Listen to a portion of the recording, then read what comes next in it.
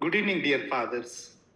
I am very happy to be in your midst, sharing with you the information about the Jesuit mission in Mysore and also the knowledge that I got from the Jesuits, especially during the studies that I did in Rome. I am very happy, and these days, several who do not know me much, when they introduce me as a Jesuit. I do not stop. I do not tell that I am a Salesian because of the research that I have made on the Jesuit Mysore mission. Many think that I am a Jesuit, and I take the credit. I accept it as a Jesuit. In fact, when I was doing my research in Rome, every day I was going to your generalate to consult the archives. So the whole day I used to spend there. Only at night I used to come and spend my time in our Salesian community. In fact, everybody was telling at the end of your studies, you are going to become a Jesuit. And I used to take it as a credit. So when Father Vice Provincial and Father Roshan contacted me to speak on this mission, I was all the more happy because whenever they asked me to speak about the Jesuits, I am very happy because I am very much fascinated by the Jesuit missions, not only in India but all over the world. So I consider it as my privilege to share this little knowledge with you. To introduce myself, I know you know that I am a Salesian priest belonging to Bangalore province, Salesian province of Bangalore. My house is in Mysore, so I belong to Mysore diocese, Pushpagiri parish. Father Edward Philip is my relative, so we are from the neighboring parish. We are relatives, and also we have. I have so many Jesuit friends from my parish, but they are not in Karnataka province. They are most of them are in Delhi. At present, I am teaching church history and pathology in Christ Jyoti College. And as you know, that my topic of research was Jesuit letters and Mysore history. How the Jesuit letters of Mysore mission will be useful for the secular history of Mysore. Some of you must have glanced through my research. I have given some copies to your Vice Provincial, and about which I will be talking in today's talk. My youngest brother also is a Salesian. In the month of December, he will be ordained as a priest. I have two more brothers. They are married, and two sisters. They are also married. My father is no more. My mother is at home in Mysore. We belong to Pushpagiri parish at present. So that's something about myself. I don't want to waste much time. I want to make as much time as possible to make use of, to give information about the Jesuit Mysore mission. So therefore, I directly proceed to the topic. Are you able to see the PowerPoint? Yes. Okay. So the topic of today's talk is the Jesuit Mysore mission. I'm sure as Jesuits, you must have at least heard something about the Jesuit Mysore mission. Okay, the Jesuit Mysore mission existed in the kingdom of Mysore from 1648 to 1773. You know the significance of the year 1773, the suppression of the Society of Jesus. The Mysore mission followed the evangelization method of accommodation that was practiced in the Madurai mission started by Robert Denobili. And the Mysore mission is one of the three South Indian inland missions, not coastal missions, but inland missions or interior missions, along with the Madurai mission and the Carnatic mission. And many think that since the Mysore mission also followed the adaptation method of Robert Denobili, they think that Mysore mission is a replica of Madurai mission, which is not exactly true, because Mysore mission is younger to Madurai mission by more than 40 years.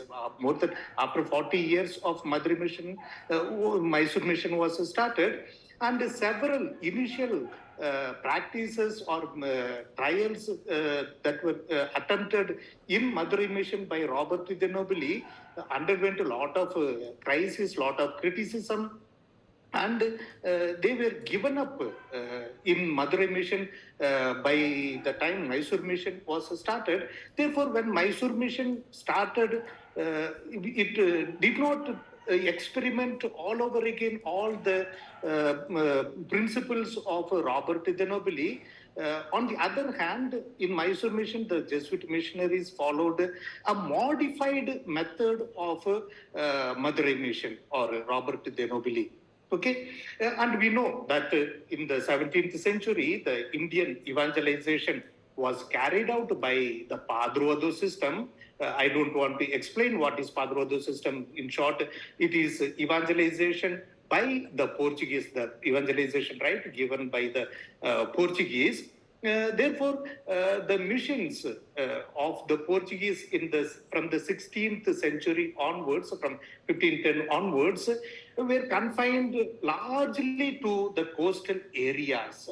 And because only in the coastal areas the Portuguese had political influence, and the evangelization meant Europeanization. That means the Indians who got converted to Christianity were supposed to almost become like Europeans, like having European name, European surname, and also the food habits, the dress, etc. In short, it is the tabula rasa method, which we have studied in philosophy. That means give up all the Indian rituals and Indian practices, and you become European.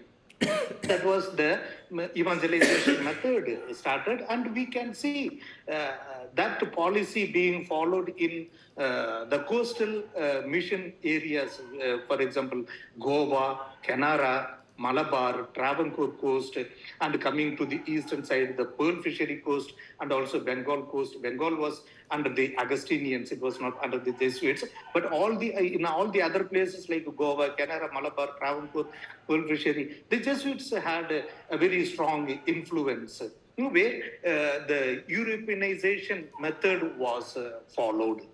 But this method did not work well in the interiors, in the inlands, where the Portuguese did not have political influence. That was because in the interiors, the Portuguese were considered as Parangis. I don't want to explain this term Parangi in a large manner, but it meant that the Parangis,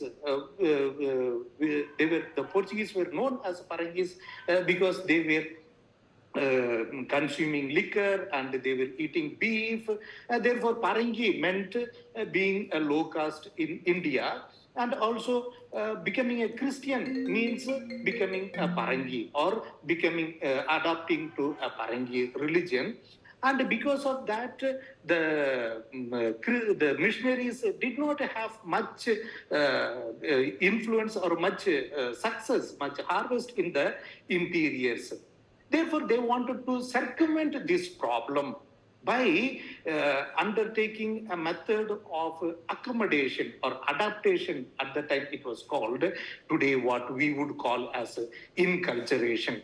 But this accommodation was already a possibility in the mid 16th century, where the Portuguese power was not very strong. The missionaries could resort to this method. And it also worked well with the Jesuit spirituality of finding God in all things. And in fact, Ignatius himself had said that in order to make the other person come out of the house, you enter the door of the other person or enter the door of the other in order to make him come out of the house. With this principle, the Madurai mission was started in the beginning of the 17th century by Robert de Nobili. I just want to give a small introduction about Madurai mission because the Mysore mission followed the method of Madurai mission.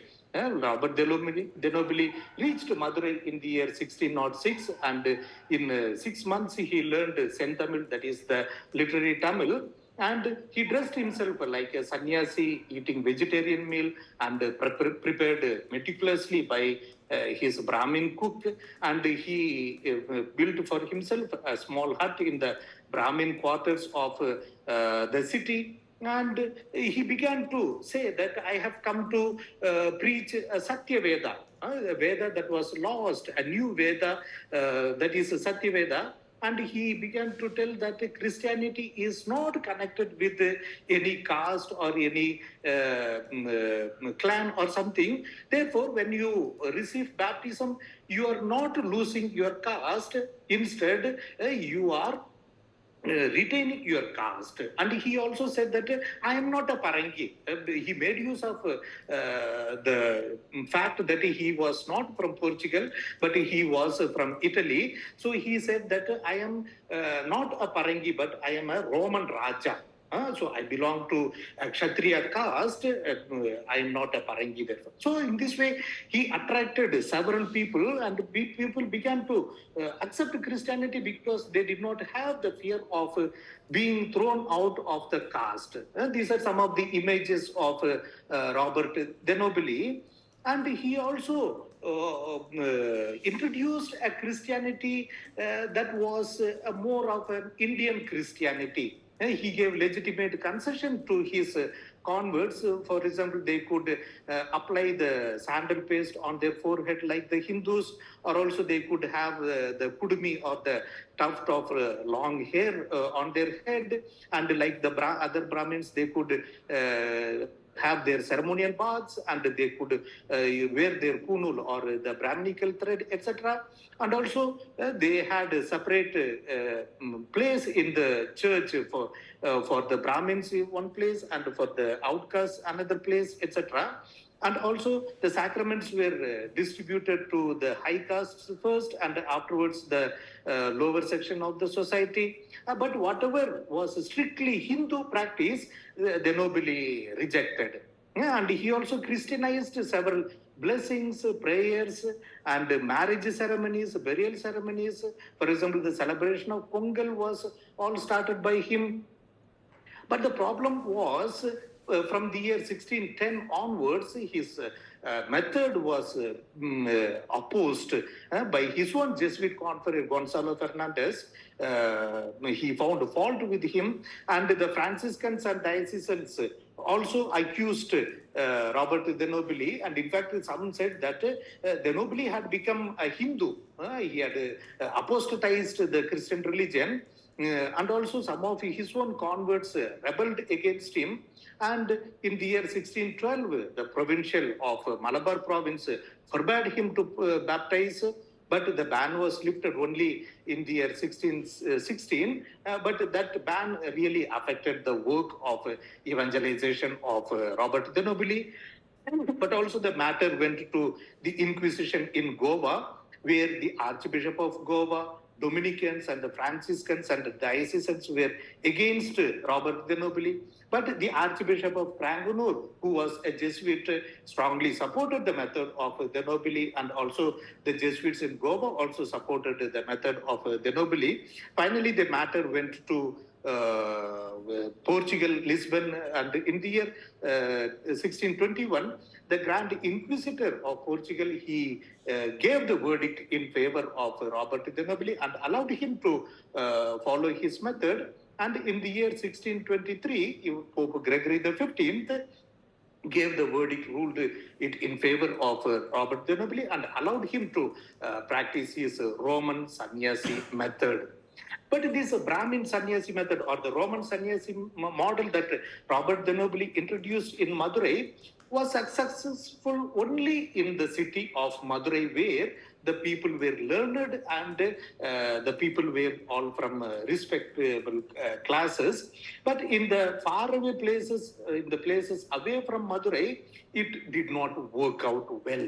because the people were not very much educated. Because of that, they had to go towards the lower caste of the society. For that, they introduced another section or another type of missionaries called Pandara Swamis, who were not sannyasis. But these Pandara Swamis began to reap more harvest, and they became more popular because people were getting converted among these Pandara Swamis from the lower caste of the society, from the society. Because of this, slowly the lower caste of conversions took over the higher caste Christians. And from the year 1640 onwards, this sannyasi model was slowly declining already in Madurai. And by the year 1673, this sannyasi method was almost given up in Madurai mission. It is in this context that the Mysore mission was started. Now we come to the Mysore mission. The Jesuit Mysore mission was started by an Italian Jesuit called Leonardo Cinami. He was born in Naples in the year 1609 and entered the novitiate in Naples in the year 1623. Already in Italy, he was known for his poetical and literary skills. He was a great orator, and he wrote several dramas which became very famous. He was very much involved in theatre, etc. And in the year 1636, he was ordained a priest, and in 1643, he took his final vows.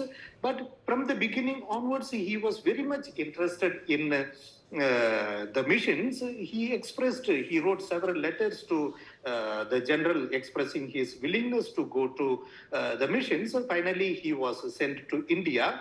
He reached India, and for 2 years he was working in Salset, and afterwards for 2 more years he worked in Canara Mission. In 1647 he was in Honavar, and in 1648 he came to Chandur, both under the Ikeri kingdom.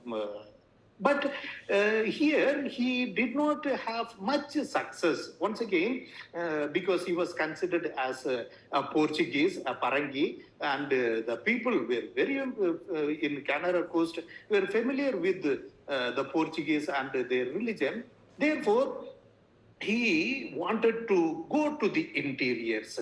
We can ask what influenced him to go to the interiors. Already, when he was in Honavar and Chandur, his co-missionary who was with him in Honavar and Chandur, Antonio Correa, already was attempting to go into the interiors, and in the year 1647, he went as far as Shimoga.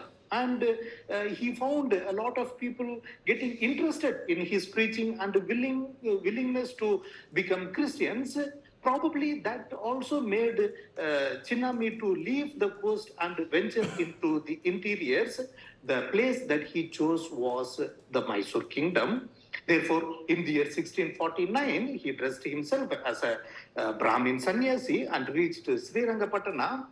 And there he began to preach the people that I have brought the Satyaveda. The Satyaveda is not contrary to the Vedas that you believe, but it is the new Veda that I have brought. This Satyaveda consists in adoring one God in three persons, that is Trimurti. So in this way, following the method of Robert de Nobili, Chinami also began to preach Christianity in Srirangapatana.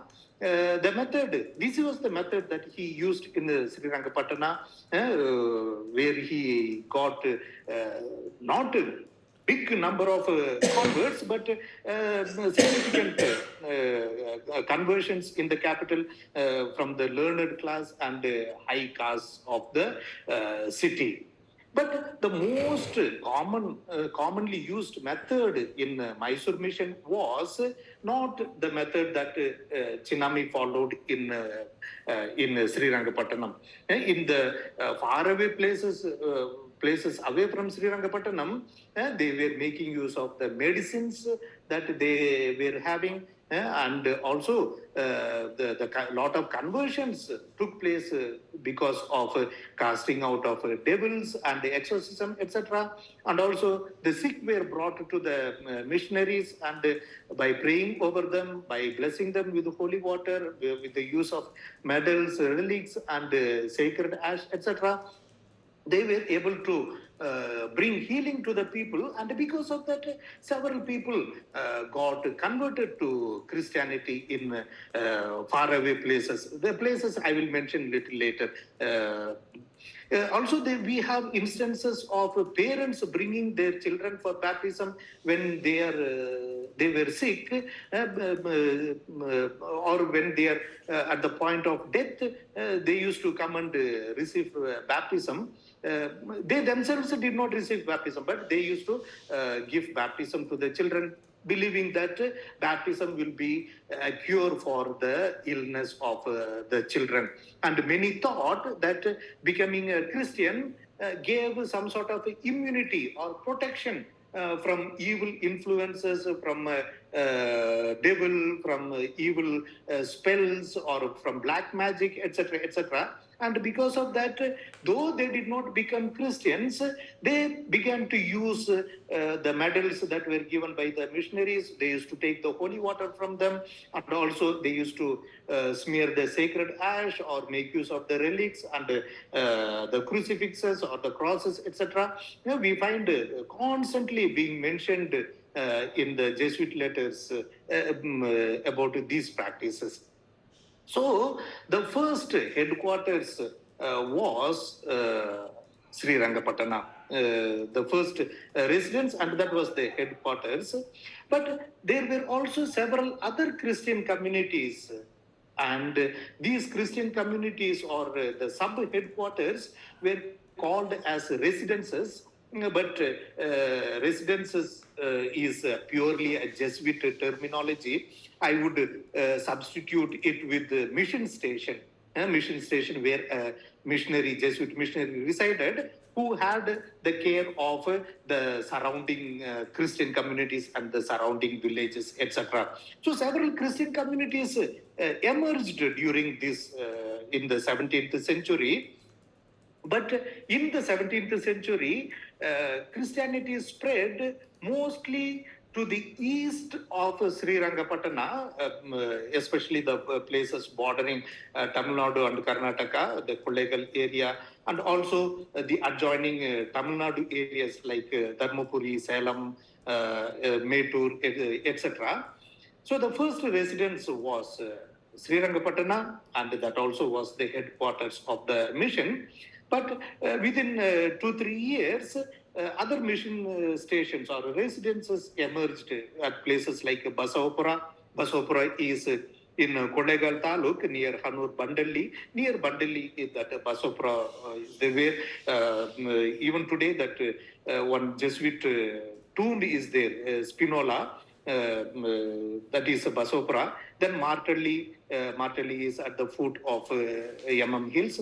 Then Navalpatti and Sambali are in the present day Tamil Nadu. Dharmapuri became a Christian center of Mysore mission in the year 1666, and also Arubale, another important center which even today has a vibrant Christianity that began to have Christians from the year 1660 onwards. The initial growth was very significant. By the year 1664, there were 800 Christians in the missions with just 3 Jesuits. But from 1665 onwards, the number of missionaries increased, and in 1674, the mission had nearly 2,490 Christians, and at that time, in the year 1674, the mission extended from Periyapatna in the west till Vaniambadi in the east, and from Kottagal, that is in near Kanagapura, in the north, to Minya in the south, that is Minya is near Ramapura in Kollegal Taluk. And in the year 1886, there were around 30,000 Christians in Mysore mission. This is the map of Mysore mission. What you see in green is the original Mysore mission. You can see the residences Sri Rangapatana, and we have Kanagapura. Below Kanagapura we have Harobele, and below Harobele we have Basopura, and below Basopura we can see Martalli, and to the left of below left of Martalli you can see Minya.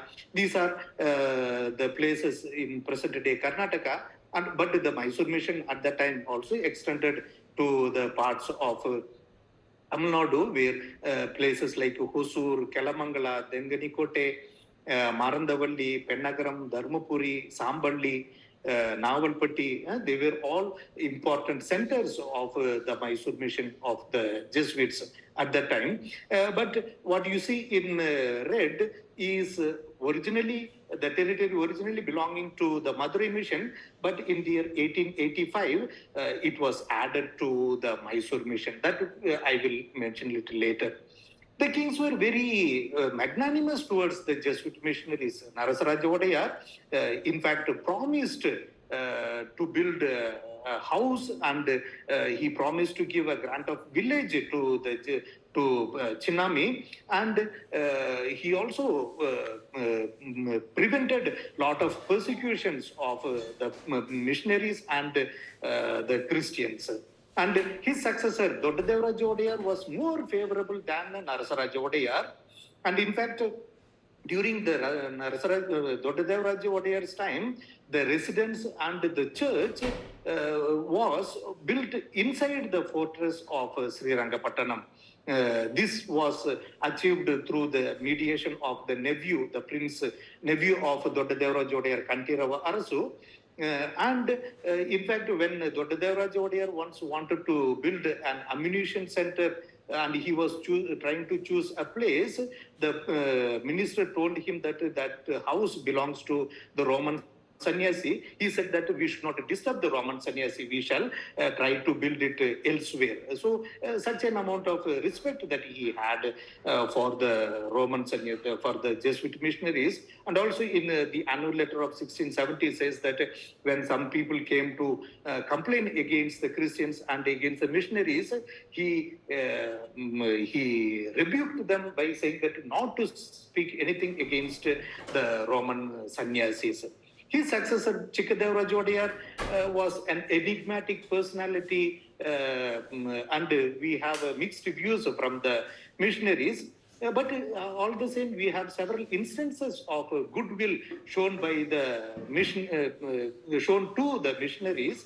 And in fact, in the year 1684, when there was a rebellion against the king, against the taxation policy of Chikkadevarajja Odayar, we find two Jesuit missionaries under the heading 200 Christian soldiers going and dispersing the rebels against the king. And in fact, the governor of Satyamangalam honored these two missionaries because of the great help that they did for the king.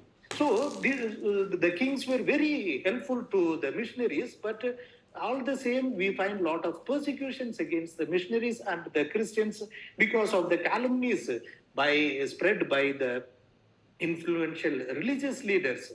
The missionaries were expelled from the capital in the year 1672, and the wars between Mysore and Madurai between the years 1681 to 90 affected the mission because several churches, presbyteries were destroyed, and also natural calamities also made the Christians to disperse, and that made the pastoral care very difficult for the Christians by the missionaries. Chinnami, who was the founder of the Mysore mission, also wrote books in Kannada, Catechism, Lives of the Saints, and also a course of apologetics were written by him. As I told, in the year 1685, the two present districts of Coimbatore and Salem, which was originally belonging to Madurai mission, were added to Mysore mission with numbering 10,000 Christians. Now, the Christians of Madurai mission are spoken highly by the missionaries. They are said to be fervent Christians, and they were regular in religious practices, and they were rigorous and meticulous in fasting, and the Christians were scrupulous in their fidelity to the commandments and unwavering faith they showed during the persecutions. And the Christians were of a mixed type, ethnically mixed type. In Sri Rangapatna, we find mostly of Christians of respectable classes from high classes. But in other mission stations, other residences away from Sri Rangapatna, we have a mixed caste Christians emerging mainly from the lower section of the society. The missions in the coming to the 18th century was not very bright for Mysore mission, because already from the end of the 17th century, persecutions by Chikkadevaraj Odayar really affected the Christian communities. Therefore, we find a sharp decline in the number of Christians, and especially the capital was unsafe for the Christians and the missionaries to live. Therefore, the missionaries shift the headquarters to Arsinakere, where today we have the shrine of the Jesuit missionary Antonio Maria Plate, who was the most famous missionary in the beginning of the 18th century. He, in a way, brought a revival to the Christian communities, and new Christian centers emerged in the 18th century, places like Gardenahalli, Magge, Hasan, Arsinakere, Anekal, etc. I don't have to tell you where these places are, because you are already aware of these places. And a Christian community also emerged in Bangalore from the year 1730 onwards. And in 1711, we have the first martyr, Jesuit martyr, Manuel de Cunha, who in the kingdom of Kangondi was martyred in the year 1711, because already from 1668 onwards, we find a Christian community emerging in the Kangondi kingdom. And in the year 1670, it became a residence. Therefore, Manuel de Cunha went to Kangondi in order to build a church, but there he had a dispute with the Haridasas, and later several of them came and attacked him brutally. He was attacked. Because of the injuries, he died 18 days later on June 1st, 1711. His process of canonization is going on, which you all are aware. In the 18th century, the mission also was troubled by the Malabar Rites controversy. I suppose you already know what is a Malabar Rites controversy. Once again, the method of Robert de Nobili was dug up and it was criticized, and this really affected the mission of Mysore also. And in the year 1744, Rome ordered special missionaries also for the untouchables, to get conversions among the untouchables. In the second half of the 18th century, we don't find a very bright situation for the Mysore mission. We know that in the year 1759, Portugal suppressed the Society of Jesus, and because of that, the Viceroy of Goa ordered all the Jesuits to come to Goa, and he wanted to deport them. But the king of Mysore was so pleased with the Jesuit missionaries, he in fact sent a delegation to Goa asking the Viceroy and also the Archbishop of Goa not to expel the missionaries from the Mysore kingdom, but the Viceroy was very adamant. And the general suppression of 1773 was a great blow to Mysore mission, which at the time had nearly 25,000 Christians, and the pastoral care was completely neglected after the general suppression of the society. So then later the mission was entrusted to the MEP missionaries, and the MEPs, starting with Abbe Dubois, he began to look after the mission from 1792 onwards, but in a tangible manner in Srirangapatna from the beginning of the 19th century. This is a short description about the Mysore mission. But if you want to know more about the Mysore mission, pardon? If you want to know more about Mysore mission, we have the book of Domenico Ferroli, a Jesuit by name Jesuits in Mysore. I am sure most of you must be familiar with this book. It gives a lot of description about a lot of information about the Jesuit Mysore mission, and also you must be familiar with the books of Father Antapa, Srirangapattanadalli ಮತ್ತು ಸುತ್ತಮುತ್ತಲಲ್ಲಿ ಕ್ರೈಸ್ತ ಉಗಮ, and also several other of his books. But we need to be little careful with the book of Ferroli and Father Antapa, because a lot of errors are there. Several things that they mention do not correspond with the manuscripts. Therefore, but to have a basic knowledge, these books are okay, all right. And also in my book, Jesuit Letters and Mysore History, I have briefly mentioned about the Mysore mission of the Jesuits, but I have mentioned about the history of the mission only till the year 1704, because my period of research was only till there. And also I have mentioned in a brief manner only, because that is not, the Mysore mission was not the focus of my research, but it is the history of the kingdom of Mysore. Some of you may ask about a question, what about Christianity in Mysore before the arrival of the Jesuits? This article that I have written, a critical analysis of the claim of Christianity in Mysore before the 17th century, published in Christi Jyoti journal, which I have given to your Vice Principal, Father Joshi. Probably you can get it from him, or if you contact me, I can also send it to you. The PDF format that analyzes various claims of Christianity in Mysore. That will be a very useful article. Now, I would like to conclude with the Jesuit letters. What are these Jesuit letters?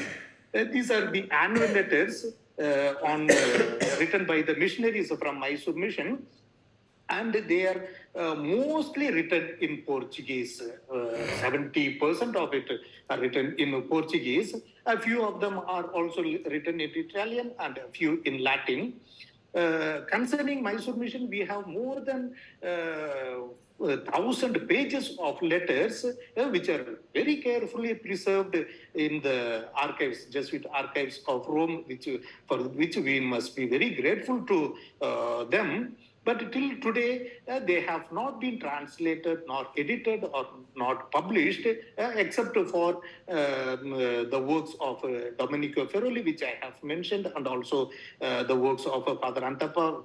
But there are a lot of errors in their works. Therefore, if we translate them and publish them in India, they will be very useful for the history of Mysore. That is my claim.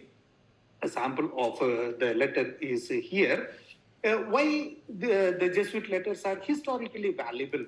Because the pre-18th century Mysore history is written only with the use of local sources, local literary sources and epigraphical sources.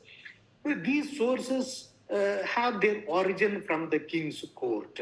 Therefore, they will try to portray the king's policies and all the history of Mysore only in a positive light. Whereas the Jesuit letters are the only sources that exist today, which come from the foreign hands, and they try to look at the same events from another angle. And since the missionaries were very much associated with the Christian communities and several people, they look at the policies of the policymakers the way these policies affected how they affected the people, and therefore we get altogether a different idea, a different angle to the historical events. What type of information we find in the Jesuit letters? Mainly, the mission work is related or narrated. The information about the Christian communities, the life of Christians, the life of missionaries, the ambience in which the mission flourished, etc. And also, apart from that, we have the socio-political situation of Mysore is described, the religious situation of Mysore, the religious setup of the society, the things that affected the Christian communities like wars, the policies of the kings, the laws, etc., and also the persecutions and the geographical situation, etc., all are mentioned in the Jesuit letters, because of which I consider that these letters are very useful. One of the most famous Mysore historian, Haivadana Rao, discredits the Jesuit letters, telling that these letters are useless for the history of Mysore. And he says that these are religiously biased materials. But I, on the other hand, find it very useful. Therefore, I attempted to re-establish their historical values by collecting the historical information from the Jesuit letters, and I compared them with the local sources, and wherever the local sources lacked, the Jesuit sources complemented. So in this way, I attempted to re-establish the historical value of these Jesuit letters. To conclude, the mission work in India is described purely as a conversion or a forced conversion or evangelization, etc. But that is not the only aspect of the mission work in India. The missionaries in India have greatly contributed to the development of culture, language, science, arts, social upliftment, architecture, journalism, archaeology, cartography, etc. These aspects have to be brought to light. Yeah, the immense contribution that the Christian missionaries have made to Indian history is still lying buried in the archives of ecclesiastical archives. So it is our duty to unearth the great contribution of the Christians and show that it is not only conversion, not only getting people to Christianity, but also it has various other dimensions. And I find the Jesuits have contributed a lot. For example, in Jharkhand, in Chota Nagpur, Constant Lebens and his successors greatly done, and also in present day Father Stan Swami, his contribution have to be brought to light. In this way, we can create a new narrative to the mission history of India.